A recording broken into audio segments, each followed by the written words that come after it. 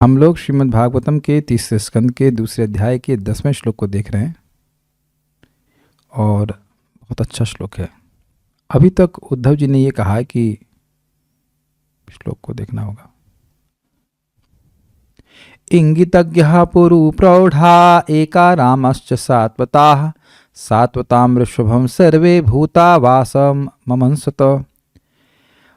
पिछले श्लोक में उद्धव जी ने विदुर जी को समझाया कि देखिए, इससे पहले वाले श्लोक में वो कहे थे कि जैसे मछलियां चंद्रमा को एक जलचर जीव ही समझी, कुछ कमनीय, उसी प्रकार से यादव यह नहीं समझ पाए कि कृष्ण स्वयं भगवान है और इस कारण से उनको और अधिक दुर्भाग्यहीन कहा गया। तो कोई कहे कि मछलियां तो ज्ञानहीन होती हैं, इसलिए नहीं समझ पाती हैं, तो क्या ऐसे यदुवंशी जो थे वह भी ज्ञान से शून्य थे? तो वह कहते हैं कि नहीं, इंगितज्ञ भगवान क्या चेष्टा कर रहे हैं वे जानते थे, क्या करना चाहते हैं। पुरु प्रौढ़ा, क्योंकि इंगितज्ञ हैं इसलिए पुरु मतलब अधिक और प्रौढ़ मतलब निपुण है, और ऐसा भी नहीं है कि भगवान से बहुत दूर है। देखिए, समझने का प्रयास करें। यहाँ पे भी हम देखते हैं कि जगत में कोई व्यक्ति कार्य कर रहा होता है तो वो क्या करना चाहता है, कभी कभी लोग दूर से भी समझ लेते हैं। हाँ, हम समझ रहे हैं भैया वो क्या कहना चाहते हैं, करना चाहते हैं, लेकिन वहां पे तो वह ऐसा होने के साथ साथ वह उनके साथ भी रहते थे, अकेले रमण करते थे, मतलब आनंद लेते थे। बहुत बहुत ही इंटीमेट डीलिंग्स होती थी भगवान कृष्ण के साथ। और सात्वतः वह भगवान के भक्त भी हैं, भक्त्या माम अभिजानाति। फिर भी सात्वताम ऋषभम, वह भगवान को सात्वतों का यानी कि यादवों का ऋषभ अर्थात प्रमुख ही समझे, और सर्वे सात्वता मतलब सभी सात्वतों के ऋषभ, सभी यदुवंशियों के प्रमुख समझे, और भूतावासम सभी जीवों के हृदय में रहने वाले परमात्मा के रूप में ही समझे। अमंसतः मतलब इससे अधिक नहीं समझे। एक बात कल बड़ी रुचिकर थी, भी मैं केशव सखा प्रो से डिस्कस कर रहा था तो उन्होंने बड़ी रुचिकर बात बताई कि कल बात ये थी कि चक्रवर्ती पाद कहे कि ये अच्छा है कि कुछ लोग भगवान कृष्ण को भगवान के रूप में जाने, ये भी अच्छा है कि कुछ लोग ना जाने, ये भी ठीक है, लेकिन यह गड़बड़ है कि लोग जाने या ना जाने। तो अब ऐसा क्यों बोल रहे हैं? तो अच्छा मुझे इनके विचार लगा, और हमारा भी ऐसे विचार है कि देखिए, जो लोग सोच रहे हैं कि वह कुछ कृष्ण के बारे में जानते हैं अमंसतः, तो वो अपने में निश्चिंत रहेंगे, वो उससे अधिक जानने का प्रयास ही नहीं करेंगे। ये अच्छा विचार है। तो वो वह अब भगवान के बारे में और अधिक जानने से रह जाएंगे। हम तो जानते हैं भगवान के बारे में, और यह भी तो देखा ही गया है। भारत में सब लोग कहते हैं कि हम तो कृष्ण के बारे में जानते हैं, हम जानते हैं कृष्ण के बारे में, तुम हमको क्या बताओगे? तो वह कृष्ण के बारे में अधिक जान ही नहीं पाते। तो इस दृष्टि से ये अच्छा नहीं है कि व्यक्ति कृष्ण के बारे में थोड़ा जाने थोड़ा ना जाने। तो ये बात थोड़ा क्लियर हुआ। अब हम लोग आगे पढ़ते हैं। तो यहां पे अब श्रीधर स्वामी के लिंक के अनुसार बड़े अद्भुत बात बोल रहे हैं कि भाई यादवों के बारे में तो बोला है। अब कहते हैं कि कुछ यादव समझ रहे थे कि कृष्ण भगवान है, लेकिन अन्यों की वाणी सुन करके वो यही माने कि बस भगवान तो यदुवंशी हैं। तो फिर क्या भाग्य हुआ उनका। और कुछ शिशुपाल आदि थे, वो तो दुष्ट थे, भगवान की निंदा ही करते थे। लेकिन ऐसे लोगों की वाणी के द्वारा हम जैसे, मतलब हम नहीं, मेरे जैसे, मेरे का मतलब उद्धव जी अपने को बोले, मेरे जैसे भक्तों का जिनका मन भगवान में ही निक्षिप्त रहता है वह व्यथित नहीं होता, वह मोह को प्राप्त नहीं होता। यह श्लोक में बोल रहा है। तो कुछ समझ पा रहे हैं श्लोक को?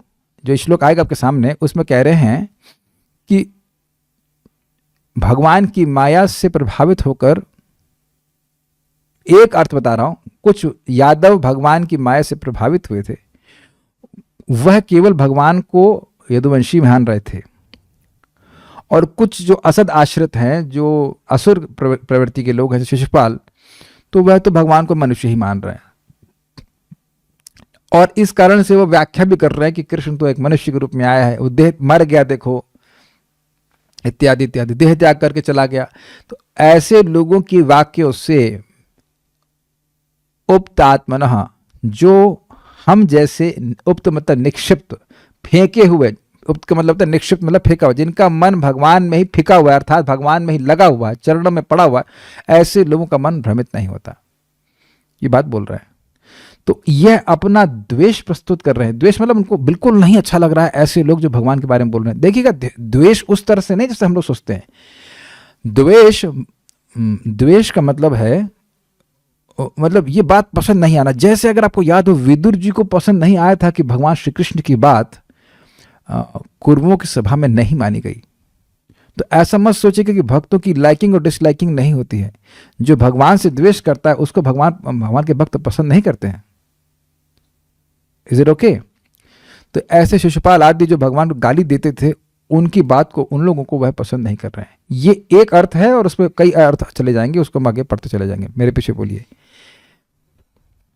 इतना तो समझ में आ रहा है सभी भक्तों की ये सारे श्लोक भगवान का स्मरण ही हैं।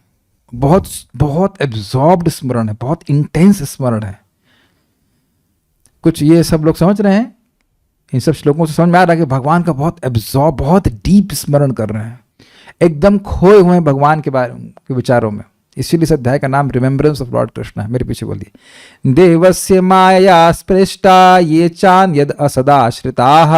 देवस्य मायया स्पृष्टा ये चान्यद असदाश्रिताः। भ्राम्यते धीर्न तद्वाक्यैः आत्मन्य उक्तात्मनो हरौ। भ्राम्यते धीर्न तद्वाक्यैर् आत्मन्य उक्तात्मनो हरौ। देवस्य माया स्पृष्टा ये चान्यद असदाश्रिताः। देवस्य मायया स्पृष्टा ये चान्यद असदाश्रिताः। भ्राम्यते धीर्न तद्वाक्यैः आत्मन्युक्तात्मनो हरौ। भ्राम्यते धीर्न तद्वाक्यैर् आत्मन्युक्तात्मनो हरौ। देवस्य माया स्पृष्टा ये चान्यद असदाश्रिताः। देवस्य मायया स्पृष्टा ये चान्यद असदाश्रिताः। भ्राम्यते धीर्न तद्वाक्यैः आत्मन्युक्तात्मनो हरौ। भ्राम्यते धीर्न तद्वाक्यैर् आत्मन्युक्तात्मनो हरौ। देवस्य माया स्पृष्टा ये चान्यद असदाश्रिताः। देवस्य मायया स्पृष्टा ये चान्यद असदाश्रिताः। भ्राम्यते धीर्न तद्वाक्यैः आत्मन्युक्तात्मनो हरौ। भ्राम्यते धीर्न तद्वाक्यैर् आत्मन्युक्तात्मनो हरौ। देवस्य माया स्पृष्टा ये चान्यद असदाश्रिताः। देवस्य मायया स्पृष्टा ये चान्यद असदाश्रिताः। भ्राम्यते धीर्न तद्वाक्यैः आत्मन्युक्तात्मनो हरौ। भ्राम्यते धीर्न तद्वाक्यैर् आत्मन्युक्तात्मनो हरौ। देवस्य मायया स्पृष्टा ये चान्यद असदाश्रिताः। देवस्य माया स्पृष्टा ये चान्यद असदाश्रिताः। भ्राम्यते धीर्न तद्वाक्यैर् आत्मन्युक्तात्मनो हरौ। भ्राम्यते धीर्न तद्वाक्यैः आत्मन्युक्तात्मनो हरौ। भगवान की माया द्वारा मोहित व्यक्तियों के वचन किसी भी स्थिति में उन लोगों की बुद्धि को विचलित नहीं कर सकते जो पूर्णतया शरणागत हैं। अब ये ही शब्द कितना सुंदर है। जो कोमल श्रद्धा से युक्त हैं, वो कृष्ण की भक्ति करना शुरू करते हैं, हरे कृष्ण मंत्र करना शुरू करते हैं, लेकिन जरा सा कोई माया से प्रभावित व्यक्ति बोलना शुरू किया तो उनकी श्रद्धा हिल जाती है। और जो व्यक्ति भक्ति में दृढ़ होता है, वो उसी वचन को सुनेगा और वो समझेगा ये तो पागल है, इसे पता नहीं क्या बोल रहा है ये। एग्जाम्पल देते हैं। प्रभुपाद जी से किसी व्यक्ति ने कहा कि आप लोग कृष्ण का भजन करो। चलो अच्छी बात है, कौन जाने कृष्ण है कि नहीं, ऐसे वो बोलते हैं। कौन जाने किसने देखा है कि कृष्ण है कि नहीं, ऐसे वो सबको देख लिए हैं। लेकिन चलिए, कौन जाने तुम किसी ने कृष्ण है कि नहीं, और मृत्यु के समय तुम लोग को मालूम चले कि कृष्ण है ही नहीं, तब है ना एकदम डाउट करने वाली, पैदा करने वाली बात। तो प्रभुपाद जी कहे, अच्छा भाई देखो, तुम अपना जीवन देख लो, हमारा जीवन देख लो, मान भी लिया जाए कि कृष्ण नहीं है, मान लिया जाए, ऐसा है नहीं, मान लिया जाए, दूर से कहते हैं दुर्जन तुष्ट नाय, दुर्जन संतुष्ट हो जाए, ठीक है, मान लिया जाए कि आपकी बात सत्य है, लेकिन यह बताए कि इस समय हमारे जीवन में दिक्कत क्या है। हमें तो फैक्ट्री में काम नहीं करना पड़ रहा है, हम तो भगवान के भजन कर रहे हैं, भक्ति कर रहे हैं, और ठीक से हम रह रहे हैं, सुखपूर्वक रह रहे हैं, शांति से रह रहे हैं, और हमको पता है भगवद गीता के अनुसार कि मृत्यु के समय भगवान अपने भक्तों को वापस ले जाते हैं। तो हम तो दोनों तरह से लाभ में। आपका जीवन भगवान से विमुख होकर इस समय भी अच्छा नहीं है, और मृत्यु के समय आपको मालूम चले कि भगवान के नियम थे जिसको आपने भंग किया, अब उसकी वजह से आपको यमलोक में जाना पड़ेगा, तो कठिनाई हो जाएगी ना। तो आप देख रहे कि इसी वचन को कोई नया भक्त सुनेगा तो भ्रमित हो जाएगा। लेकिन जो भगवान के शरणागत है, शरणागत का बड़ा स्पष्ट अर्थ है जिसका मन भगवान में एकदम फिक्स हो गया है, और जिसकी बुद्धि भगवान में एकदम फिक्स हो गई है। और ये कौन देता है? श्रीमद् भागवतम महापुराण की जय। श्रीमद् भागवतम और भगवान का नाम, ये दो बिल्कुल प्रबल साधन है। एकदम निष्ठा हो जाएगी आपको, आप पता भी नहीं चलेगा कि हम भक्ति में निष्ठ कैसे हो गए। ये अद्भुत श्रीमद् भागवतम का पराक्रम है, ऐश्वर्य है। भगवान की भक्ति करनी ही है, भगवान की भक्ति करनी ही है, एकदम क्लियर हो जाता है, एकदम क्लियर हो जाता है। तो इसलिए सारी शंकाओं का समाधान कर देती है श्रीमद् भागवतम। तो व्यक्ति की बुद्धि निष्ठ हो जाती। बाहर के लोग कितना भी कुछ बोलेंगे, भगवान का भक्त तो भगवान की भक्ति करना नहीं छोड़ेगा। इसीलिए तो प्रभुपाद जी कहते थे कि distributing my books will keep my devotees happy and reading them will keep them. मेरी पुस्तकें वितरण करने से मेरे भक्त प्रसन्न रहेंगे, और वो अगर पढ़ेंगे उन पुस्तकों को तो वो रहेंगे। क्योंकि माया का लगातार यही प्रयास रहता है कि भक्त भक्ति ना करे। भक्त लोग कहते हैं बड़ा अच्छा, माया भक्तों के लिए ओवर टाइम कर रही है। हमारे केशव सखा प्रभु आज आए हमारे घर पर प्रसाद के लिए, तो बोल रहे थे कि कुछ दो क्लास प्रभु जी बैक टू बैक दिए शाम की, तो उनको लगा कि इसमें बड़ी मेहनत लगती है। तो लगा अच्छी बात है, मेहनत लगती है। तो उनके वो कह रहे थे प्रभु जी हमें मन में आया कि आप तो 2 क्लास देते हैं, और ऐसा नहीं कि सारे श्लोक मैं पहले से पढ़ के रखा हूँ, ऐसा नहीं है, मैं भी पहली बार पढ़ रहा हूँ, तो आपको तो बहुत मेहनत लगती होगी। हम प्रभु जी बोल देते हैं कि कम क्लास दे। हमने कहा ना, माया तड़े हुई है कि ये जरा सा बस सेवा से हटे और तुरंत उसको हम अपने सेवा में लगा दें। The more we are busy, the more we are safe in Krishna consciousness. तो हम खाली बात कर रहे थे कि माया से स्पृष्ट, जो माया से विमोहित जीव हैं, उनकी वाणी हमारी बुद्धि को, सामान्य लोगों की बुद्धि को डिस्टर्ब करती है, लेकिन जो उनकी बुद्धि भगवान में लगी हुई है उसको नहीं करती। उसका कारण मेरे से बताए बिना रहा नहीं जा रहा। क्योंकि भगवान अपनी जिसने अपनी बुद्धि को भगवान में लगा दिया, उसकी बुद्धि को भगवान जाने नहीं देते हैं। इसीलिए कह रहे हैं हरौ सर्व अमंगल हरे, प्रेम दिया हरे मन। हर लेते हैं, जाने दूंगा, इधर आओ जाने। देखा है, याद है कभी मम्मी ने पिटाई करी थी, हाथ पकड़ लेती, दे चाटे भागने का प्रयास करेंगे तब भी नहीं जाने देती। दिस इज हरि, सर्व अमंगल हरे। भगवान से किसी की श्रद्धा हट जाए तो अमंगल हुआ ना। तो जिसने अपनी बुद्धि को भगवान में लगा दिया, भगवान हरि हैं, भगवान उसको, उसकी बुद्धि को जाने ही नहीं देते हैं। वो बुद्धि, वो माया के स्वामी हैं।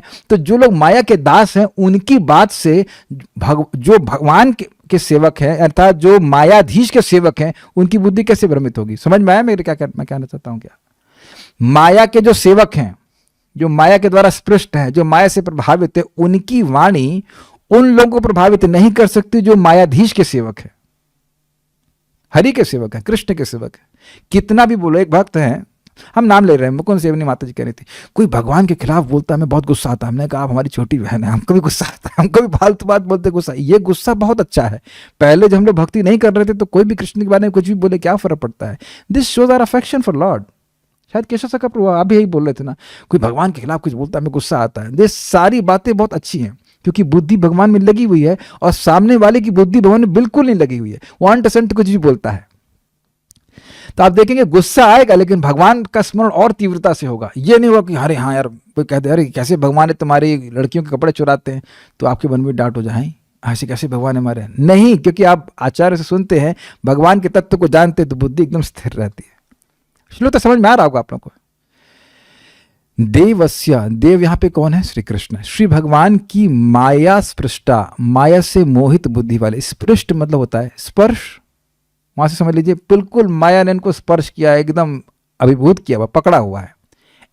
ये जो यादवगण, कुछ यादवगण, सारे नहीं, कोई च अन्यद, और अन्य जो कि भगवान के संबंधी नहीं है, वो असद आश्रित।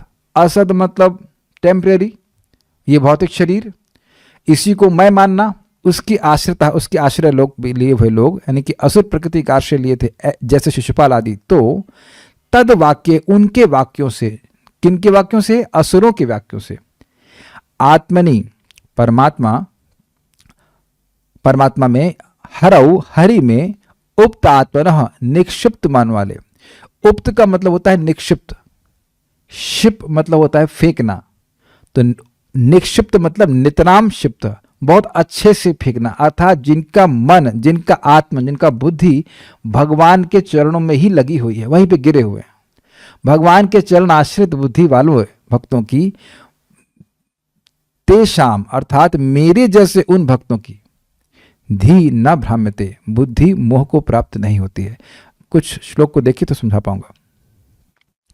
देवस्य माया स्पृष्टः, भगवान श्री कृष्ण की माया के द्वारा स्पृष्ट। अब जो प्रभुपाद ने अर्थ ले मैं वैसे ले रहा हूं, इजी होगा समझने में। देवस्य माया स्पृष्टा, भगवान श्री कृष्ण की माया के द्वारा स्पृष्ट।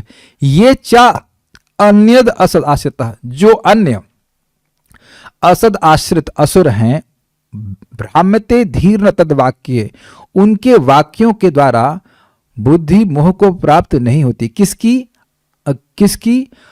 जिनकी आत्मनि उक्तात्मनो हरि, आत्मनि परमात्मा हरि में जिनकी आत्मना अर्थात मन उक्त है, अर्थात निक्षिप्त, जिनका मन भगवान में ही लगा हुआ है, उनकी मति, उनकी बुद्धि भगवान के चरणों के, वो बुद्धि कभी भ्रमित नहीं होती। भगवान है या नहीं है ऐसी कोई भावना नहीं आती। इस पे एक आचार्य बड़ा सुंदर कहते हैं, ये शाम भजताम पूर्व, क्या श्लोक है वो? भजताम, ना उससे पहले वाला, उससे पहले वाला नहीं, 10th का है। भजताम प्रीतिपूर्वकम ददामि बुद्धि योगम तम ये न माम उपयांति ते, तेषाम सतत युक्तानां भजताम प्रीतिपूर्वकम ददामि बुद्धि योगम तम ये न माम उपयांति ते। तेषाम सतत युक्तानां, जो सतत मेरे भजन में लगे रहते हैं, उपतात्मनः उनका मन भगवान की सेवा में लगा रहता है। तेषाम सतत युक्तानां भजताम प्रीतिपूर्वकम, और प्रीतिपूर्वक मेरा भजन करते हैं, तो ददामि बुद्धि योगम, तो मैं उनको बुद्धि योग देता हूं, ये न माम उपयांति ते, जिसके द्वारा वह मेरे पास आते हैं। तो जब भगवान बुद्धि दे रहे हैं तो ये असुर ऐसी बुद्धि, विपरीत बुद्धि कैसे दे पाएंगे? श्रील प्रभुपाद जी ने बहुत अच्छा तो प्रभात कहते हैं, बहुत सरल अर्थ दिया जो हम समझ पा रहे हैं। श्रीधर स्वामी का अर्थ मेरे को पूरी तरह से समझ में नहीं आ रहा है। वो ये को अन्य से अलग कर रहे हैं, वो ये को कह रहे हैं यादवगण, कुछ यादवगण भगवान को केवल यदुवंशी माने, और अन्य मतलब असुर। तो अगर वह अर्थ अगर आप पकड़ें तो ऐसा होगा कि कुछ लोग, कुछ यादवगण भगवान को मनुष्य मतलब केवल यदुवंशी का श्रेष्ठ मान रहे हैं, तो उनकी वाक्यों से उद्धव जी जैसे भक्तों की बुद्धि भ्रमित नहीं होगी। एक अर्थ, असुर नहीं कह रहे उनको, असुर नहीं कह रहे हैं। और शिशुपाल आदि जो हैं असद आश्रित, वह लोग भगवान को एक मनुष्य मात्र मान रहे हैं, और वह अब उनको एकदम उनकी निंदा करते, तो उनके वाक्यों से भी हमारी जैसे भक्तों की बुद्धि भ्रमित नहीं होगी। ये एक अर्थ है। लेकिन चक्रवर्ती पाद ने और जो अर्थ लिया है वही प्रभुपाद जी से समझा रहे हैं, और बड़ा इजी अर्थ है कि ये चा अन्यद असद आश्रिता, भगवान की माया से स्पृष्ट जो असद आश्रित असुर लोग हैं, उनकी बात से कभी हम जैसे भक्तों की बुद्धि भ्रमित नहीं होती। ये वाला आसान है ना समझने में, हमारे लिए इतना आसान था। ये यादव वाली बात हमको समझ में नहीं आ रही थी वो कहना क्या चाहते हैं, क्योंकि एक बात हमको समझ में आई थी कि भाई वो भगवान को परमात्मा के रूप में समझ रहे हैं, और वह यदुवंशी प्रमुख के रूप में समझ रहे हैं, लेकिन श्री भगवान के रूप में समझ नहीं रहे हैं। तो वहाँ भगवान ने अपने माधुर्य को कुछ छुपा के रखा हुआ है, तो वैसी ही बात वो बोलेंगे, लेकिन उसके द्वारा उद्धव जी की बुद्धि भ्रमित नहीं होगी। वह भगवान को आदि भगवान के रूप में, गोकुलपति के रूप में भी देख चुके हैं। तो वो भी अर्थ आप ग्रहण कर लीजिएगा अगर आप ग्रहण कर पाएँ तो। अदरवाइज हम सिंपल अर्थ जो है वो प्रभुपाद जी ने समझाया, वो बहुत अच्छे से हम लोग उसको ग्रहण करेंगे कि जो असुर लोग हैं उनकी बातों से भक्त लोग भ्रमित नहीं होते। अर्थ ये है कि ये मतलब कुछ यादवगण जो भगवान को केवल यदुवंशी मानते हैं / अन्य लोग जो असुर प्रकृति के लोग हैं जो भगवान को एक मर्त्य मानते हैं। यादवगण भगवान को परमात्मा और यदुवंशियों का प्रमुख मानते थे, लेकिन जो असुर लोग हैं वो तो कुछ भी नहीं मानते, वो प्रमुख भी नहीं मानते, यदुवंशियों का प्रमुख कुछ नहीं मानते, केवल निंदा करते हैं। अब एक आश्चर्य की बात है, हमको करेक्शन चाहिए इस पे अगर मैं गलत बोल रहा हूं, कि शिशुपाल जी क्यों आ गया, शिशुपाल ये भगवान का भाई था। शिशुपाल भगवान का भाई था। शिशुपाल भगवान श्री कृष्ण का मौसेरा भाई था। वसुदेव और कुंती भाई बहन है, तो उन दोनों की बहन का बेटा था शिशुपाल। तो मैं यहां पे थोड़ा सा समझ नहीं पा रहा था, क्या शिशुपाल भी यदुवंशी था? Seems to be, is it not? कि मौसी के लड़के हैं, सगी मौसी के लड़के हैं, तो वही तो क्लैन हुआ ना। मेरी मौसी, तो हम तो सब एक ही, मतलब एक ही कास्ट के कहे जाएंगे ना। तो ऐसा मैं समझ रहा हूं कि शिशुपाल भी मौसी, एक मिनट, नहीं, मौसी की बुआ, वसुदेव की बहन तो बुआ लगी, हाँ समझिए, मैं गलत बोल गया, मौसी नहीं, बुआ का लड़का, तो बुआ का लड़का तो उसी क्लैन का हुआ ना। वसुदेव जी भी यदुवंशी हैं, तो शिशुपाल भी हुआ। तो कुछ यदुवंशी भी ऐसे हैं, इससे प्रतीत हो रहा है कि जो भगवान को की निंदा कर रहे हैं। मैं अपराध नहीं करना चाहता हूं, लेकिन शिशुपाल क्या है, आप लोग बताइए, कुछ लोग जानते हो तो। शिशुपाल यदुवंशियों में आएगा कि नहीं आएगा? Just like for example, Yaduvanshi था तो नहीं कंस, लेकिन यदुवंश में पैदा तो हुआ था, यद्यपि वह उसकी वह असुर से पैदा हुआ था, ये बात भी है। कालनेमी पिछले जन्म में था, वो किसी असुर से पैदा हुआ था। उग्रसेन का रूप धारण करके एक असुर आ गया था। तो मैं इसमें थोड़ा सा क्लियर नहीं हूं कि क्या है, लेकिन इतनी बात समझ में आ रही, जो हमको सीधे सीधे अर्थ समझ में आ रहा था, वो ये है कि ये च अन्य असदाशिरता, जो भगवान की माया से स्पृष्ट हैं और असुर प्रकृति के लोग हैं, उनके वाक्यों से भक्तों की बुद्धि भ्रमित नहीं होती। इतनी बात हमको समझ आ रही। अब एक प्रश्न है कि यादवगण माया से स्पृष्ट कैसे हो सकते हैं, वो अभी हम देखते हैं। अब सिद्ध स्वामी की टीका देंगे, मैं समझाने का प्रयास करूंगा। देखिए, जब मैं इस अन्वय को शिला क्या नाम है इनका, भक्ति सिद्धांत सरस्वती ठाकुर जी ने पुस्तक प्रकाशित कराई है चक्रवर्ती पाद की टीका को, तो उसमें अन्वय लिखा हुआ था, तो वह अन्वय में भी ये को यादवगण लिखा हुआ है, तो गलत तो हो ही नहीं सकता है। अब किस अर्थ में है वह जितना मैं समझ पा रहा हूं उतना मैं समझाने का प्रयास करूंगा। श्रीधरी देखिए, जो कुछ भाग्यवान थे भी, क्योंकि वे भगवान की चेष्टा से उनको ईश्वर के रूप में जानते थे। पिछली बार हमने सुना था कि इंगितज्ञ भगवान की चेष्टा को तो वो जानते थे, लेकिन भगवान को परमात्मा से अधिक नहीं जानते थे। परमात्मा है, लेकिन स्वयं भगवान है वह नहीं जानते थे। तो जो कुछ भाग्यवान थे यादवों में, क्योंकि वे भगवान की चेष्टा से उनको ईश्वर के रूप में जानते थे, वे भी अन्य जानने वालों की प्रवृत्ति से मोहित हो गए। तो किस प्रकार के भाग्यवान वे थे, इसको कहने के लिए यह श्लोक कहते हैं। मतलब वो सोच रहे हैं कि भगवान है, लेकिन दूसरे लोग कहते रहे नहीं, तो यदुवंशियों के प्रमुख हैं। तो वह सुन करके वह भ्रमित हो जाते थे, तो उनका भाग्य उदित नहीं हुआ।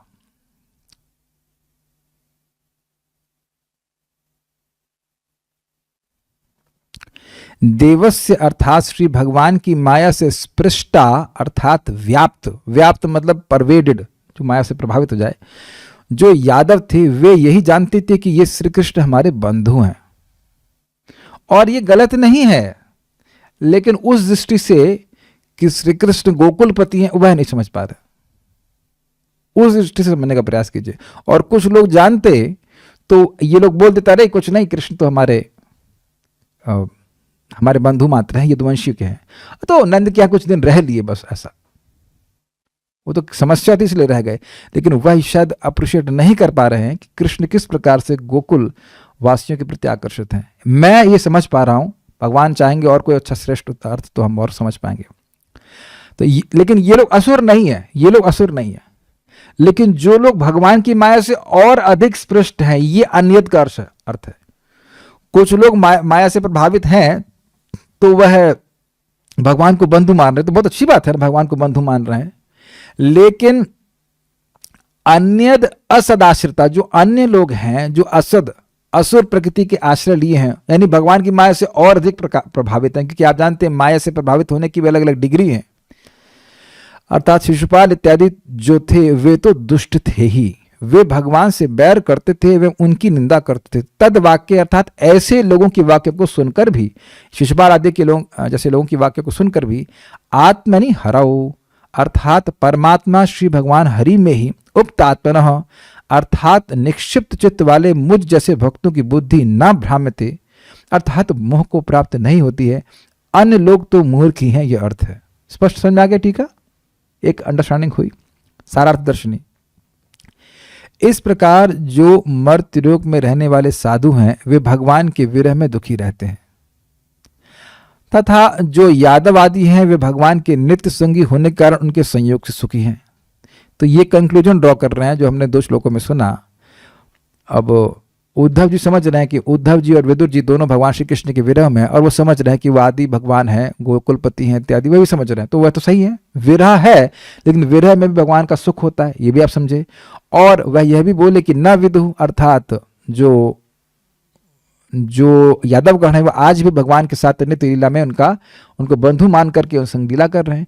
पिछले श्लोक में आपने सुना ना, एकारामश्च, यानी कि अभी भी भगवान के संग एकांत में वे आनंद ले रहे हैं।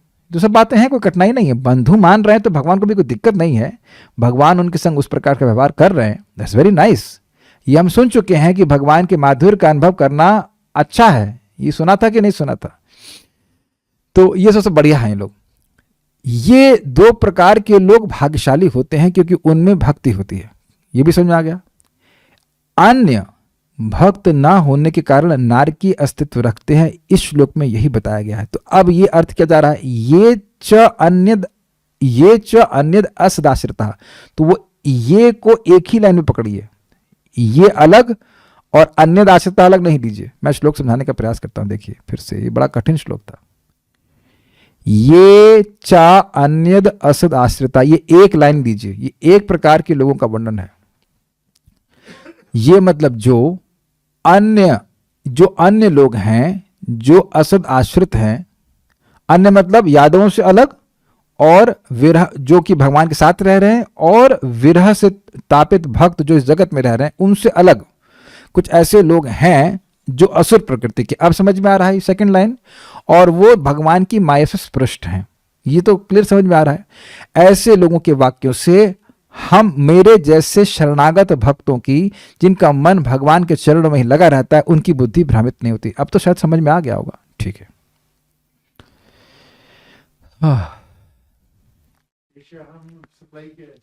जी, तेषाम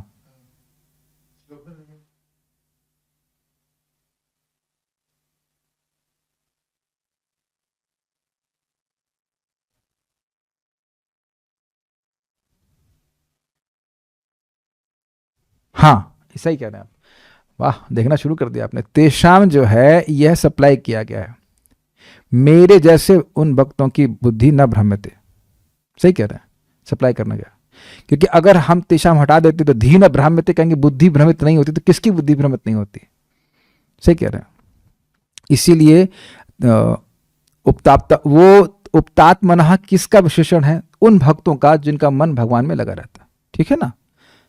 यस, सही कह रहे हैं, इसमें नहीं। Wow, amazing, sharp eyes, sharp intelligence, good, thank you.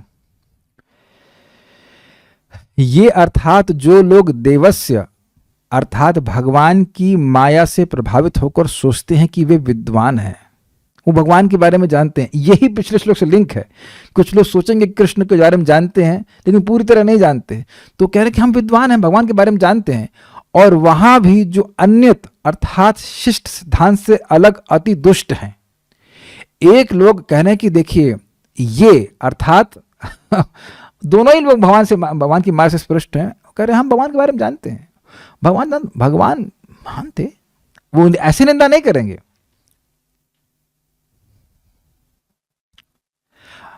लेकिन वो कहेंगे भगवान महान थे, ऐतिहासिक महापुरुष थे, और वह शरीर छोड़कर, वो कहते हैं वो शरीर छोड़कर के भगवान के धाम चले, अपने दिव्य रूप में भगवान के पास चले गए, अपने धाम में चले गए। और दूसरे लोग असुर प्रकृति के होते हैं, वो तो भगवान की निंदा ही करते हैं। दूसरे लोग ऐसा लग रहा है कि भगवान की वो गुणगान कर रहे हैं, गुणगान नहीं कर रहे हैं वो लोग, वो कहते हैं हाँ महान महापुरुष थे, हम भी सम्मान करते हैं। लेकिन उनको भगवान के रूप में स्वीकार नहीं करते। इसलिए आसुरी सिद्धांतों का आश्रय लेने वाले हैं, अन्य अर्थात शिष्ट सिद्धांत से अलग अति दुष्ट हैं। इसलिए आसुरी सिद्धांतों का आश्रय लेने वाले हैं। वे कहते हैं कि कृष्ण ने अपना शरीर त्याग दिया और वैकुंठ चले गए।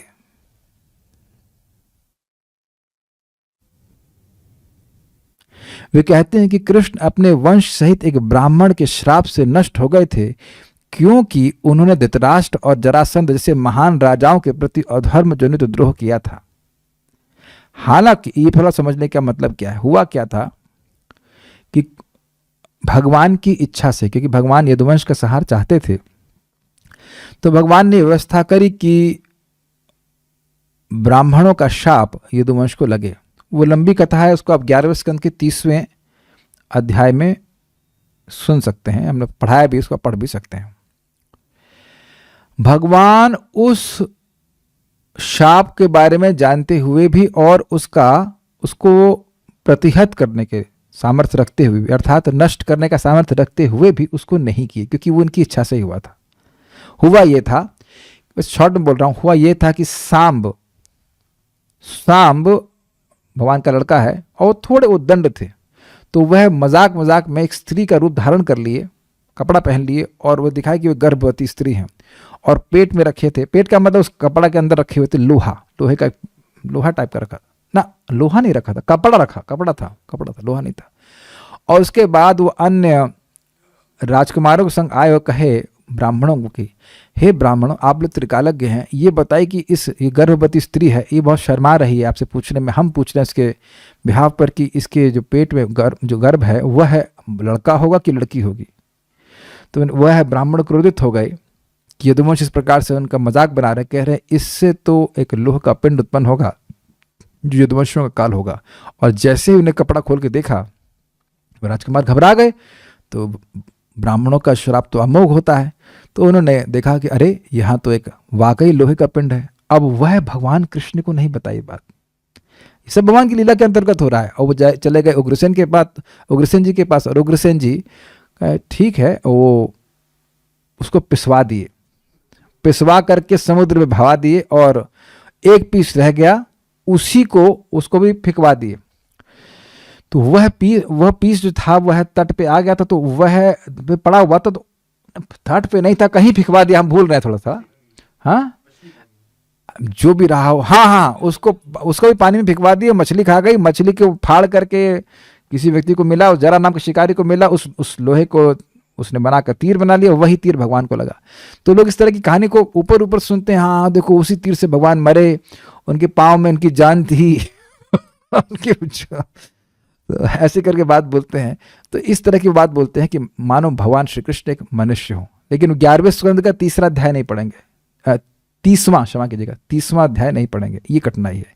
तो माया के द्वारा स्पष्ट है, वो जो श्रीमद् भागवत की बात है वह नहीं सुनेंगे, शास्त्र को नहीं सुनेंगे, वो अपनी बात सुनेंगे जो कि मनोकल्पित होती है। आधी बात सुनेंगे, आधी बात नहीं सुनेंगे।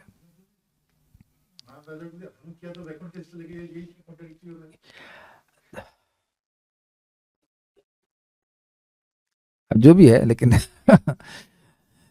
वे कहते हैं कि कृष्ण अपने वंश सहित एक ब्राह्मण के श्राप से नष्ट हो गए थे, क्योंकि उन्होंने धृतराष्ट्र और जरासंध जैसे महान राजाओं के प्रति अधर्म जनित द्रोह किया था। यह तो बहुत बड़ी बात है, ये तो बहुत प्रसिद्ध बात है कि लोग कहते हैं कृष्ण बहुत पॉलिटिक्स किए, और धृतराष्ट्र ने कौन सा धर्म किया था। आप भागवत में सुन ही चुके हैं कैसे वह निरंतर पूरा जीवन अपने असत पुत्रों के पीछे चलकर, दुर्योधन आदि के पीछे चलकर धर्म को ही तिलांजलि दिए हुए थे, है ना। लेकिन उनके प्रति कह रहे अधर्म जनित द्रोह किया। और वस्तुतः अगर आप देखें तो महाभारत के युद्ध में सारे चीटिंग वाले आइडिया भगवान दिए कि नहीं दिए कि कैसे आप भीष्म पितामह को मारे, कैसे वह द्रोणाचार्य को मारे, वो सारे आइडिया भगवान कृष्ण दिए, है ना। लेकिन आपको समझना होगा कि भगवान पहले बोल चुके थे, अर्जुन तुम युद्ध करो या नहीं करो, मैं उनको पहले ही मार चुका हूं। भगवान को पॉलिटिक्स करने की क्या जरूरत है, भगवान तो कुछ लीला कर रहे हैं, वहां पे कुछ हमारे लिए बात करने के लिए हो, किसी से इतनी पॉलिटिक्स करने की जरूरत है ना लोगों को मरवाने के लिए। और उसमें भी लोग समझ नहीं पा रहे कि जो लोग भी मरे वो सब लोग हतागता स्वरूपम अपने स्वरूप को प्राप्त किए। तो भगवान तो सबका भला कर रहे हैं ना, ये कौन समझ पा रहा है कि भगवान सबका भला कर रहे हैं। तो जो तत्व को सुनते हैं, भागवतम सुनते हैं, वो समझते हैं, और बाकी लोग तो भगवान को ब्लेम करते हैं।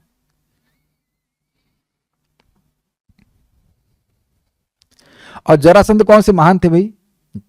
जब कंस कह रहा है जरासंध ममो गुरु, मेरे गुरु जरासंध है, तो गुरु घंटाले हुए ना। कोई वही मान लीजिए कोई यहाँ का बहुत बड़ा गुंडा हो और वो आपको कहे कि भाई ये हमारे गुरु हैं, तो आप गुंडे के गुरु तो गुंडा ही होगा ना। कंस वो कौन सा बड़ा अच्छा आदमी है?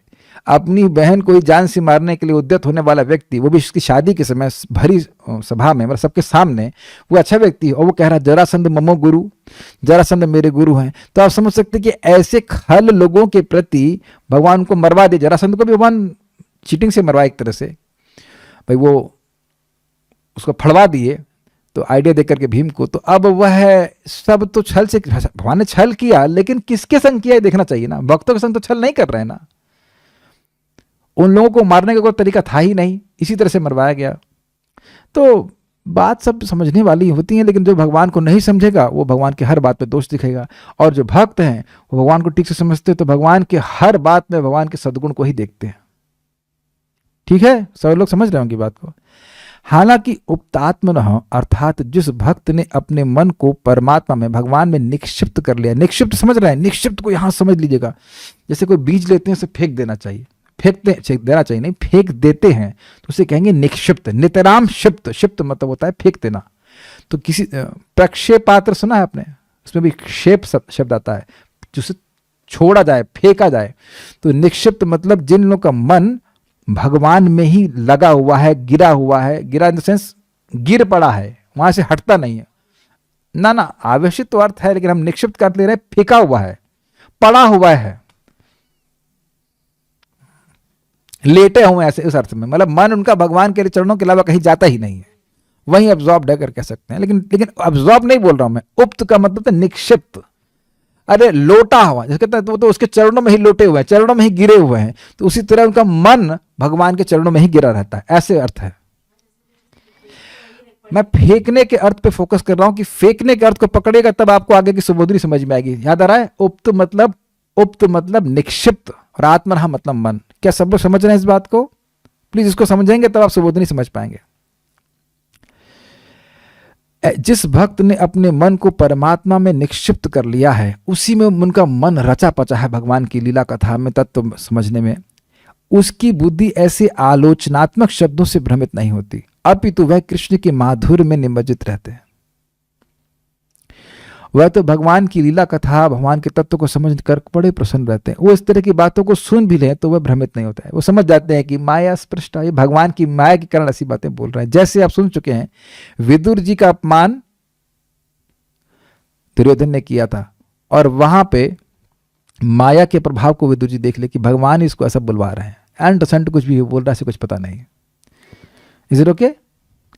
जो लोग ऐसे शब्दों से भ्रमित हो जाते हैं वे नरक के पात्र हैं। क्यों भ्रमित हो जाते हैं? मतलब अगर ऐसे शब्दों को सुनकर ये सोचने लग जाए कि कृष्ण समान मनुष्य हैं, तो मनुष्य बुद्धि करना ही भगवान के प्रति सबसे बड़ा अपराध है। चलिए देखिए, समझने का प्रयास कीजिए।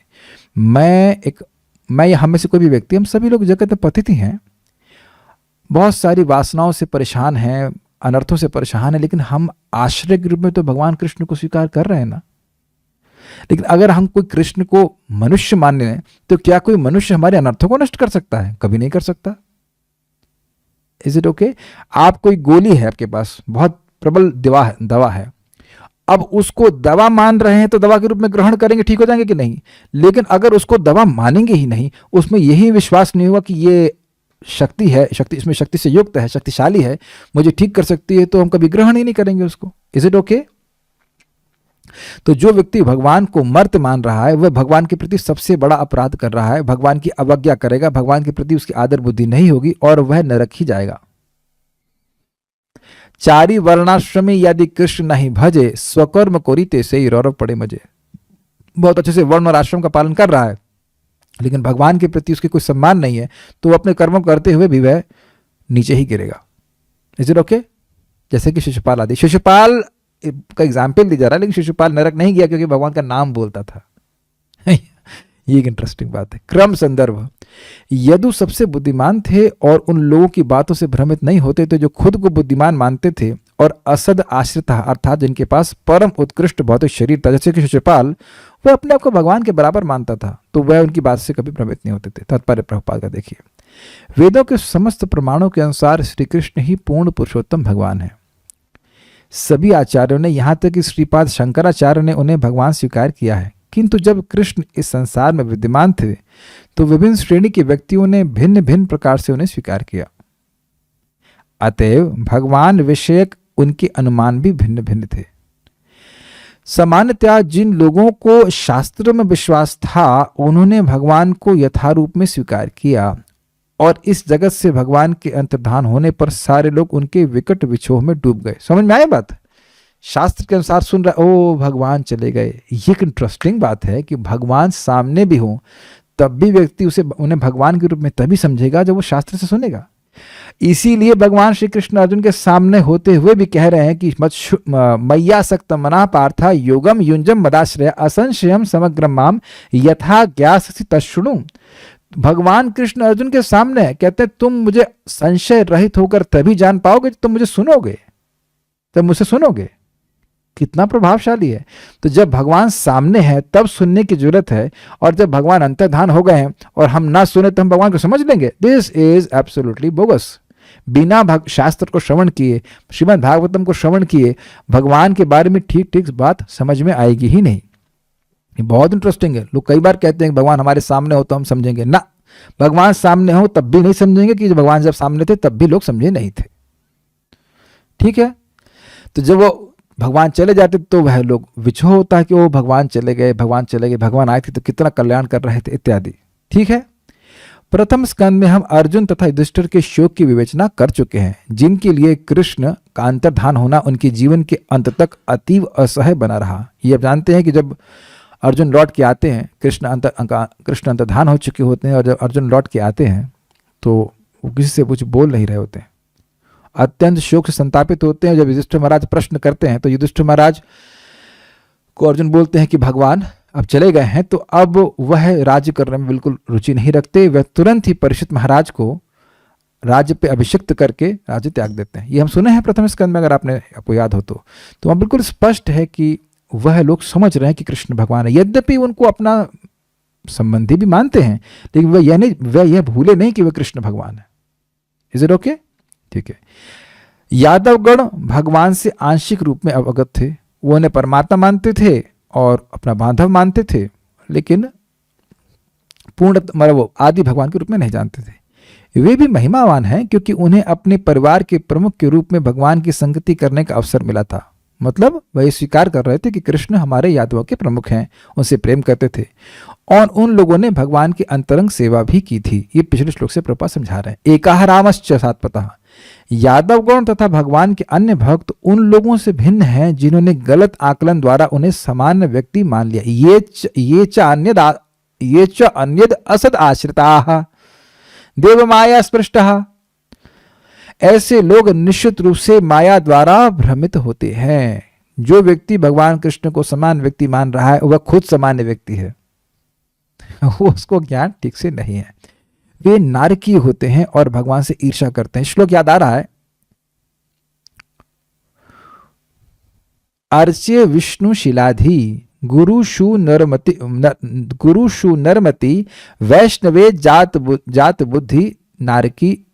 ऐसे करके श्लोक है कि कोई व्यक्ति भगवान के विग्रह को मूर्ति मान रहा, पत्थर मान रहा है। अर्च्य विष्णु शिलाधि, भगवान विष्णु की अर्चन मूर्ति को शिला मान रहा है, पत्थर मात्र मान रहा है। गुरु सुनरमति, गुरु में ये बुद्धि हो रही है कि व्यक्ति वह मनुष्य है, मर्त बुद्धि है, और वैष्णव में जाति बुद्धि, वैष्णव किसी जाति के हैं। ये जिसकी बुद्धि होती है इसकी नारकीय बुद्धि है, अर्थात नरक को ले जाने वाली बुद्धि है। वह अपराध करेगा इनके प्रति और वह नरक जाएगा। वे नारकीय होते हैं और भगवान से ईर्ष्या करते हैं। ये इसको भगवान क्यों कह रहे हैं? ये भगवान है, अरे काहे का भगवान है भाई? इस प्रकार की बातें करते हैं। उन पर माया अत्यंत बलपूर्वक कार्य करती है, क्योंकि ऐसे लोग उच्च संसारी शिक्षा के बावजूद श्रद्धा विहीन होते हैं तथा नास्तिकता की मानसिकता से संदूषित होते हैं। वो क्या बोलेंगे? ये एक निराकार ब्रह्म है, वही कृष्ण के रूप में है, वही आपके रूप में है, बस अपनी अविद्या नष्ट कर लो तो तुम्हें मालूम चल जाएगा कि तुम भगवान हो। इस तरह की वो बात कहते हैं। वो किसी को भगवान नहीं स्वीकार करते हैं। वे लोग यह स्थापित करने के लिए सदैव उत्सुक रहते हैं कि कृष्ण सामान्य पुरुष थे जो पृथ्वी के आसुरी राजाओं अर्थात धृतराष्ट्र के पुत्रों तथा जरासंध को मारने का षड्यंत्र करने के पापों के फलस्वरूप एक शिकारी द्वारा मार डाले गए। वे भगवद गीता के इन कथनों पर कोई विश्वास नहीं रखते कि भगवान कर्म फलों से अप्रभावित रहते हैं। न माम कर्माणि लिम्पन्ति न मे कर्म फले स्पृहा इति माम यो अभिजानाति कर्मभिर्न न सबद्धते। मैं कर्मों में कभी लिप्त नहीं होता और न ही मुझे कर्म फलों की कोई स्पृहा होती। जो ये बात जानता है वह भी कर्मों से बंधन में नहीं पड़ता है। जो ये बात जानता है इसका मतलब है कि सभी लोग ये बात नहीं जानते हैं कि भगवान श्री कृष्ण ने कभी कोई भी कर्म करने उससे वह प्रभावित नहीं होते हैं।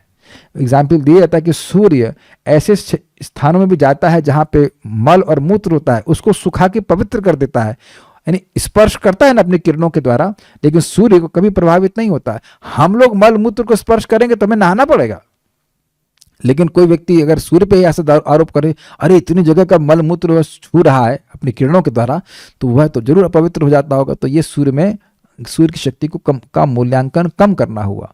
तो इस प्रकार से भगवान चाहे सभी को मार दे, और भगवान तो प्रलय में सबको मार ही देते हैं, तो क्या भगवान को कर्म बंधन लगता है? नहीं लगता है। तो जो व्यक्ति इस प्रकार से भगवान की भगवत्ता को समझता है वह भी कर्म के बंधन में नहीं रहता है। क्यों? क्योंकि भगवान को समर्पित करके सारे कार्य करेगा, क्योंकि भगवान है, और स्वयं कर्म से मुक्त हो जाएगा। लेकिन जो व्यक्ति भगवान को मनुष्य मान रहा है वो काहे को भगवान कुछ देने लगा? Make sense? ये बात है। तो वो लोग फंसे रहते हैं। उसके बाद क्या, नास्तिकतावादी दृष्टिकोण के अनुसार भगवान कृष्ण का सारा परिवार यदुवंश कृष्ण द्वारा धृतराष्ट्र के पुत्रों का वध करने आदि के फलस्वरूप किए गए पापों के कारण ब्राह्मणों से शापित होने से विनष्ट हो गया। क्या मतलब हुआ? इस जगत में हम कोई कर्म करते हैं तो उसका फल आता ही है और उसका हम प्रतिकार नहीं कर पाते हैं, है ना? ऐसा ही वो भगवान कृष्ण के बारे में सोचते हैं कि देखो उन्होंने मरवाया ना, और इस कारण से अब उनके पूरे यदुवंश का नाश हो गया, वो कुछ कर नहीं पाए। जबकि वह यह नहीं समझ पा रहे हैं कि यदुवंशों का नाश किसी के द्वारा संभव था ही नहीं, वो भगवान ने स्वयं अपनी इच्छा से करवाया, और वह विनाश भी एक जादूगरी की तरह था। ये सब बातें वह नहीं समझते। ये लांछन भगवत भक्तों के हृदय को स्पर्श नहीं करते, क्योंकि वे वास्तविकता जानते रहते हैं। क्यों जानते रहते हैं? क्योंकि श्रीमद् भागवतम को श्रवण करते रहते हैं। भगवान के संबंध में उनकी बुद्धि कभी विचलित नहीं होती, किंतु जो लोग असुरों के कथनों से विचलित हो उठते हैं उनकी भी भर्त्सना की जाती है। इस श्लोक में उद्धव यही कहना चाहते हैं। समझ में आ गया? जो लोग बोल रहे हैं उनकी भर्त्सना, और जो उस प्रकार से भ्रमित हो रहे हैं उनकी भी भर्त्सना कर रहे हैं। ऐसा हो सकता है कि कोई भक्ति कर रहा हो, लेकिन ऐसे असुर की बात सुन करके अगर वो भ्रमित हो जाए तो उसकी भी भर्त्सना की जाती है। मैंने बताया ना आपको, एक व्यक्ति थे, वो परम पूज्य राधा गोविंद महाराज से दीक्षा लिए पर दूसरी दीक्षा भी ले लिए, और जब मैं उनसे लास्ट टाइम मिला था तो वो मायावाद संप्रदाय में चले गए। व्हाट? वहां संन्यास ले लिया। आप लोगों को समझ आश्चर्य नहीं होगा क्या?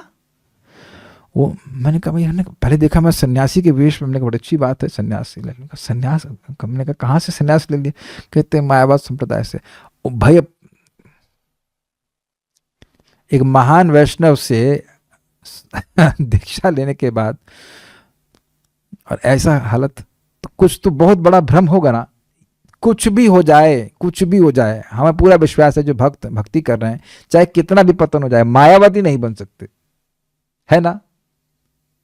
4 नियम भंग हो जाए या कुछ भी हो जाए, लेकिन मायावादी नहीं बन सकते। कोई कहेगा कि कृष्ण भगवान है, दारू भी पी रहा होगा तो चापड़ा मार देगा, कहीं भगवान को तुम इंसान कहते हो? अरे क्या कर रहा है यार, भगवान है।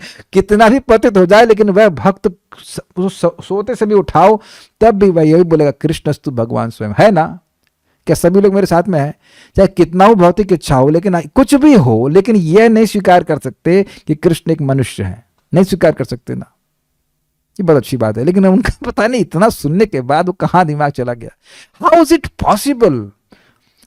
पॉसिबल कि कोई व्यक्ति मायावाद संप्रदाय से संन्यास ले? वाई? उसको उधर तो शक्ल भी नहीं, उन लोग की तो हम शक्ल भी नहीं देखना चाहते। मायावादियों की शक्ल भी नहीं देखनी चाहिए। महाप्रभु कहते हैं अभक्त को इस प्रकार से देख लो तो गंगा जी में कपड़े सहित स्नान करिए। ये सब बातें हैं, है ना? उनसे बिल्कुल नहीं मिलना चाहते ना। महाप्रभु भी नहीं मिलना चाहते थे। प्रकाशानंद सरस्वती थे 60,000 सन्यासियों के गुरु, लेकिन महाप्रभु से बात भी नहीं करना चाहते थे। तो ऐसे लोगों की बात से अगर किसी की बुद्धि भ्रमित हो जाए तो उसकी भी भर्त्सना की जानी चाहिए कि अमृत पाकर तुम उसको छोड़कर विष पी रहे हो, ये बात। अब हम सुबोधनी को देखते हैं, बड़ी इंटरेस्टिंग है। देवस्य अर्थात ज्ञानात्मक भगवान की माया से। ज्ञानात्मक मतलब भगवान सच्चिदानंद विग्रह है, सर्व ज्ञान संपन्न है, सारा ज्ञान उन्हीं से आता है, लेकिन उन्हीं की कृपा से उनकी मतलब उनकी इच्छा से, कृपा तो नहीं कहना चाहिए, उनकी इच्छा से, उनकी माया शक्ति के द्वारा लोग भ्रमित हो जाते हैं, क्योंकि वो ऐसा भ्रमित होना चाहते हैं, इसलिए ऐसे होते हैं। देवस्य अर्थात ज्ञानात्मक भगवान की माया से मोहित कुछ दूषित लोग स्वयं को व अन्यों को नहीं जानते हैं। वो ये नहीं समझ पा रहे कि वो भी कृष्ण के सेवक हैं, कृष्ण पूर्ण भगवान है, और अन्य को भी नहीं जानते हैं कि अन्य भी कृष्ण के सेवक हैं। उनको डिस्टर्ब नहीं करना चाहिए। भक्त समझता है कि वह सेवक है कृष्ण का, तो अन्य जीवात्मा को समझाता है कि तुम भी कृष्ण के सेवक हो, भगवान की सेवा करो, है ना।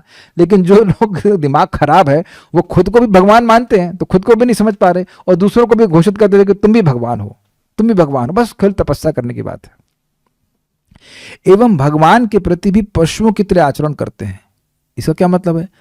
अर्थात जैसे पशु भगवान को जान ही नहीं सकते, ऐसे वे भगवान के प्रति पूर्णता अनभिज्ञ रहते हैं। इसको एक और अर्थ में आप ले सकते हैं कि जैसे आप देखेंगे जगत में लोग माया से पूरी तरह से प्रभावित रहते हैं, उनको पता ही नहीं कि वो है कौन, अन्य लोग कौन है ये भी नहीं पता, और भगवान कौन है तो ऐसे नहीं पता। जैसे पशु, किसी कुत्ते से आप क्या उम्मीद करेंगे, किसी गाय से क्या उम्मीद करेंगे कि भगवान के बारे में जाने। तो ऐसे ही क्या जगत में लोग नहीं घूम रहे हैं जिन्हें भगवान से कोई मतलब ही नहीं है? क्या ये बात आप समझ पाए? और उस पे भी वह कुछ ना कुछ बोलते हैं भगवान के बारे में, आप देखेंगे, और उसमें बड़ी क्रोध आता है। भगवान के बारे में कुछ नहीं जानते, वो अपने बारे में भी कुछ नहीं जानते, दूसरों के बारे में कुछ नहीं जानते, आत्मा के तत्व को कुछ नहीं जानते, और गट गट गट कुछ भी बोलना शुरू कर देते हैं। यहां तक कि इतने उत्साहित है कि यूट्यूब पे चैनल भी खोल देंगे कृष्ण के बारे में। तो एक तो ये हो गए। और जो माया से पूरी तरह से व्याप्त शिशुपाल आदि हैं, वे असद अर्थात द्वेष पर ही आश्रित रहते हैं। दोनों में अंतर क्या है? कुछ लोग भगवान को जानते कुछ नहीं, बिल्कुल पशु की तरह हैं, कुछ बिल्कुल अनअवेयरनेस, कुछ है ही, भगवान है नहीं उससे मतलब ही नहीं है, बिल्कुल पशु की तरह बस आहार निद्रा भय मैथुन में लगे हुए हैं। और दूसरे जो अन्य लोग हैं वो भगवान को द्वेष से जानते हैं कि कृष्ण बहुत खराब आदमी है। अंतर समझ रहे हैं? एक व्यक्ति जान ही नहीं रहा है और दूसरा व्यक्ति गलत जान रहा है और द्वेष कर रहा है। दो प्रकार के लोग हैं। जो अन्य लोग असद आश्रित होते हैं वे भगवत संबंध से दूर हो जाते हैं। ये समझ में आ गया? भगवान से द्वेष कर रहे तो भगवान की से हमारा प्रीति में संबंध है, हम उनके नित्य सेवक हैं, ये तो शिशुपाल नहीं समझ पा रहा था। शिशुपाल था ना जय विजय का अंश, जय विजय में से कोई एक अंश था ना, जय था वो, तो वो भूल रहा था कि मैं तो भगवान का सेवक हूं, बल्कि वहां वो सोच रहा है कि ये तो मेरी पत्नी को लेके भाग गया, वह भगवान का कॉम्पिटिटर बन गया। इसी प्रकार से लोग होते हैं जिनका कोई अंडरस्टैंडिंग नहीं कि वह कृष्ण के सेवक है, कृष्ण से द्वेष करते हैं, तो वे भगवत संबंध से दूर हो जाते हैं। असद आश्रित मतलब भगवान के आश्रित नहीं है, वो असद के आश्रित हैं, वो भौतिक प्रकृति के आश्रित हैं,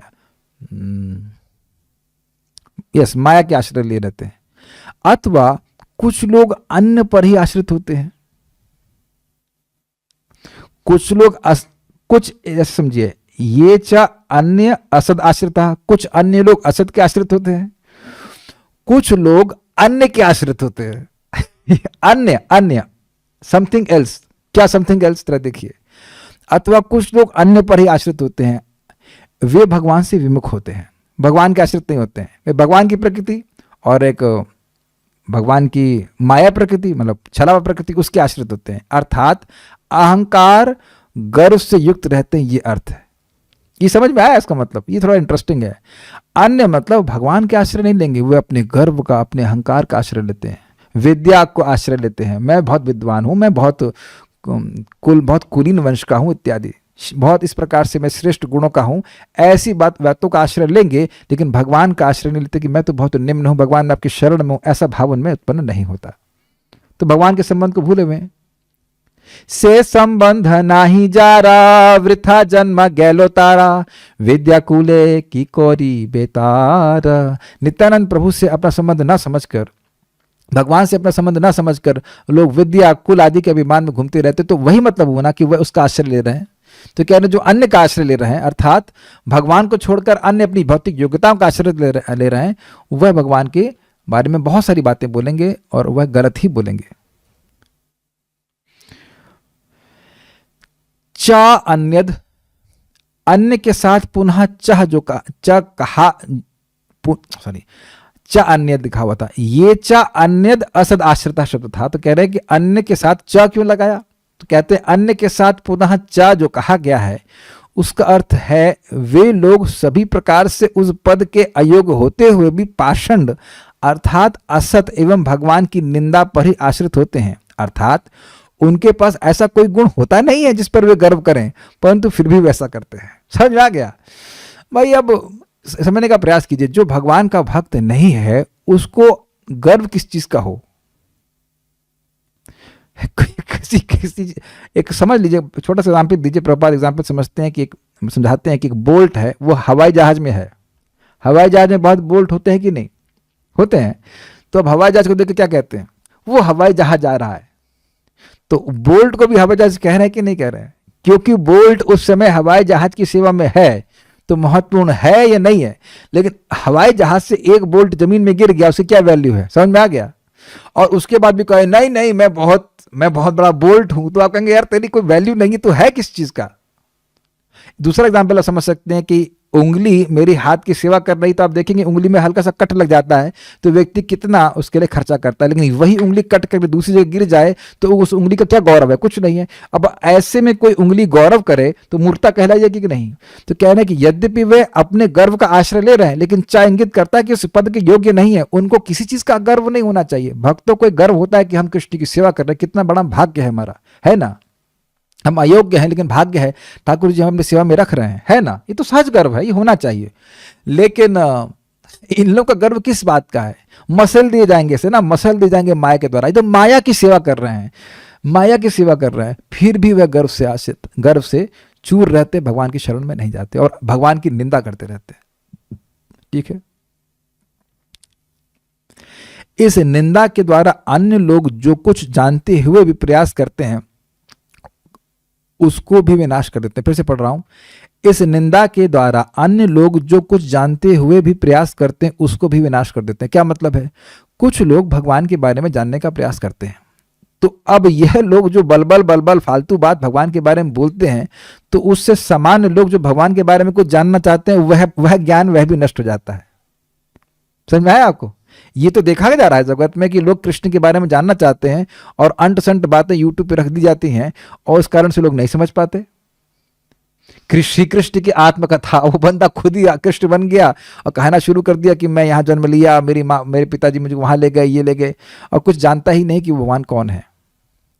समझ में आ गया?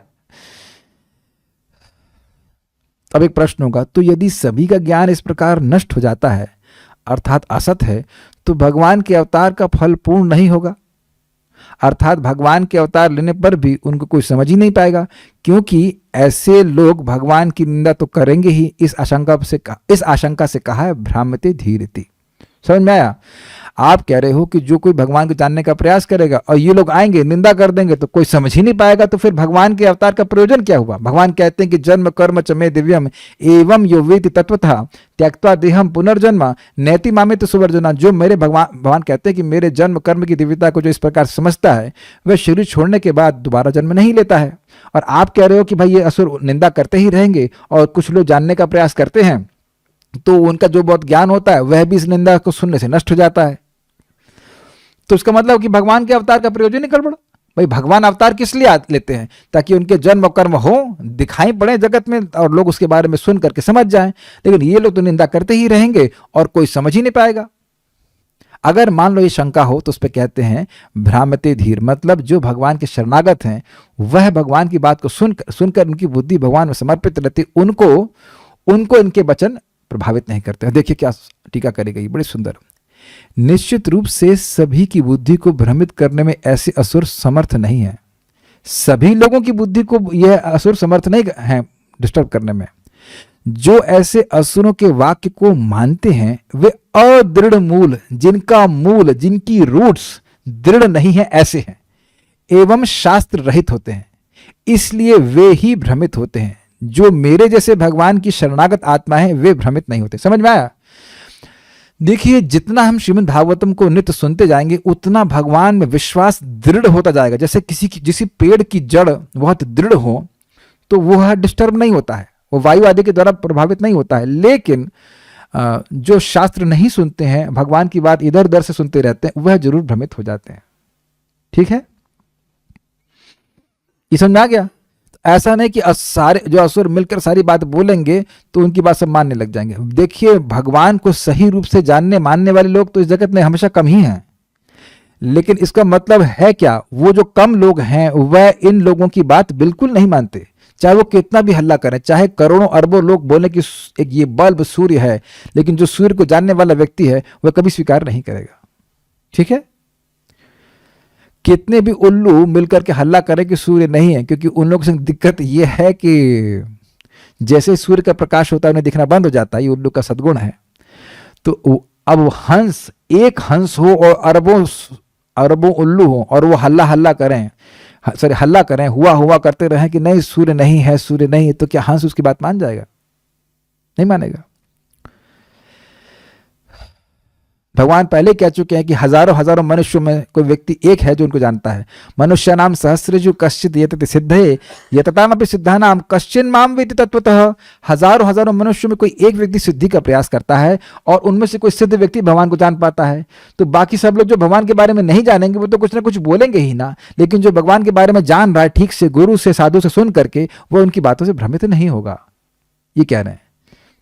आप अपने बचाव के बारे में कुछ सीख रहे हैं यहाँ पे, जो शास्त्र से और भक्तों के से सुन करके अपनी श्रद्धा को दृढ़ कर लिए हैं। दृढ़ मूल मतलब जिनका मूल, जिनकी श्रद्धा, इनका रूट स्ट्रांग हो गए, वह सब इन बातों को सुनेंगे भी नहीं, और सुनेंगे भी तो प्रभावित नहीं होंगे। तो वो कहते हैं कि ऐसे कोई उदाहरण मान लीजिए, वो पूछे तो कहते हैं मैं ही हूं, मैं इतने सारे लोगों की बात सुना हूं लेकिन मैं प्रभावित नहीं हुआ। उद्धव जी कह रहे हैं दुर्लभ अभिप्राय से आत्मनः, यह एक वचन में कहा। उक्त आत्मनः शब्द था, आत्मनः शब्द ये षष्ठी विभक्ति में है और छठी विभक्ति संबंध कारक, और ये प्रथम वचन है। तो उक्त आत्मनः मतलब मैं जैसे भगवान के, जैसे मेरा मन भगवान में निक्षिप्त है, ऐसे मन वाले। तो अपना एक व्यक्ति का उदाहरण दे रहे हैं, तो उसका मतलब है कि कोई भगवान को जानने वाला व्यक्ति बहुत कम ही होते हैं। एक वचन मतलब बहुत कम हुआ ना, एक ही तो हुआ, तो कहने का अर्थ है कि मेरे जैसे बहुत कम होते हैं। तो यहाँ पे एक वचन का प्रयोग है, अर्थात बहुत दुर्लभ ही कोई व्यक्ति है जो भगवान के प्रति ऐसी दृढ़ श्रद्धा से युक्त हो। अब देखिए, उक्त अर्थात निक्षिप्त और आत्मा अर्थात मन, अर्थात कृषि आदि के द्वारा भूमि को भेद कर पूर्ण रूप से जिस शुद्ध बीज को बोया जाता है, वह बीज अंकुरित होकर वायु के द्वारा विचलित नहीं होता या पतित नहीं होता, परंतु जड़ रहित तिनका ही वायु के द्वारा अन्यत्र ले जाया जाता है। अब इसको समझने का प्रयास कीजिए, हमको बहुत अच्छा लगा था। देखिए, कृषि में पहले क्या करते हैं, गुड़ाई बोलते हैं, क्या बोलते हैं उसको, जुताई बोलते हैं, मतलब हाँ जुताई। तो उसमें जितना भी कचरा है वो हटाते हैं, फिर उसके बाद उसको कुछ जल आदि देते हैं, फिर सही बीज डाले जाते हैं, है ना। तो पहले भक्त के हृदय की सफाई करी जाती है। जब करो, अच्छा लगे बुरा लगे उससे मतलब नहीं, जब करो, कथा सुनो, तो उसके हृदय का शुद्धिकरण होता है, चेतो दर्पण मार्जनम, जुताई से। और उसके बाद भगवान के बारे में ठीक ठीक बात समझ में आती है। तो जब ऐसा शुद्ध हृदय रहता है तो भगवान की बात सीधी समझ में आती है, तो वह अंकुरित होती है, वह आगे और बढ़ती है, ठीक ठीक रूप से प्रतिफलित होती, श्रद्धा बढ़ती है। Is it not? तो वह अन्य लोगों के वचन जो कि वायु के समान है, वह उससे प्रभावित नहीं होती। जो बीज इस प्रकार से प्रॉपर जुते हुए खेत में डाले जाते हैं, कितनी भी हवा ऊपर से चले, क्या वो बीज उड़ जाते हैं? नहीं उड़ते, वह अंकुरित होते हैं, अर्थात प्रेम का अंकुर आता है। समझ में आया? भगवान में भक्ति बढ़ती है। लेकिन जो जिनकी कोई जड़ ही नहीं है, वह तिनके समझ रहे हैं, वह तो आपने देखे ही ना, स्पेशली गर्मी में वायु जिधर जाएगी वह उधर उड़ेंगे। समझ में आया? तो ऐसे आप देखेंगे कुछ लोग, जो लोग भगवान शास्त्र को समय नहीं देते, समय देकर के सुनते नहीं हैं, तो वह आज किसी गुरु के पास जाते हैं जो भगवान का भक्त नहीं है, उसकी बात मानने लग जाएंगे, फिर उधर छोड़ करके किसी और के पास जाएंगे, फिर उसकी बात मानने लग जाएंगे, फिर उधर छोड़ के इसकी बात, वो किसी और के पास चले जाएंगे। उनका कोई दृढ़ मूल नहीं है। इसलिए कह रहे हैं कि यह लोग ठीक से निक्षिप्त नहीं है, इन लोगों का मन भगवान में निक्षिप्त नहीं है, इसलिए ये लोग प्रभावित हो जाते हैं। लेकिन जो भक्त इस प्रकार से निक्षिप्त मन वाले हैं भगवान से, अन्यत्र उनका मन कहीं नहीं जाता। समझ पाए इस उपमा को? वो बहुत अच्छा लगा था, उम्मीद है कि आप लोगों को भी अच्छा लगा होगा। क्या सब लोग मेरे साथ में हैं, समझ पा रहे हैं? Okay, I hope devotees are with me. एक बार इसको दोबारा अगर पढ़ लेंगे तो और समझ में आएगा। कठिन टीका थी ये, और भी टीकाएं थोड़ी कठिन ही, दोबारा पढ़ेंगे समझ में आएगा। Is it understandable?